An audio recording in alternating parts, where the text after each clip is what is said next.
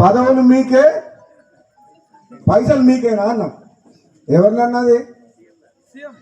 ముఖ్యమంత్రి రేవంత్ రెడ్డిని అన్నా లేదా? నాకేమర్థమైందంటే 20 నెలల నుంచి మన మునుగోడు నియోజకవర్గంలో రోడ్ల కాంట్రాక్టర్లకు, దేనికి బిల్డింగ్ కట్టిన వాళ్ళకు, సీసీ రోడ్లకు, దేంట్లకు ₹1 మీద వస్తలేదు. నేను మంత్రి దగ్గర పోయి అడిగినా రాలే, 100 సార్లు తిరిగినా రాలే. కాంట్రాక్టర్లు ఏమో ఒలిగొండ చౌటుపల్లి రోడ్డు చేస్తే కాంట్రాక్టర్ టెండరా, అగ్రిమెంటా, ఎన్ని రోజులు అయింది? మొన్న సంవత్సరం కూడా రాలే.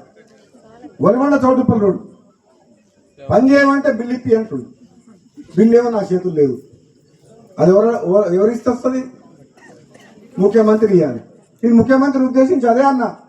ముఖ్యమంత్రిని విమర్శిస్తలేను, పార్టీని విమర్శిస్తలేను. ప్రజలు నన్ను అడుగుతున్నారు, ప్రజలు రోడ్డు చేయమంటుండ్రు, ఇంకేదైనా పని చేయమంటుండ్రు.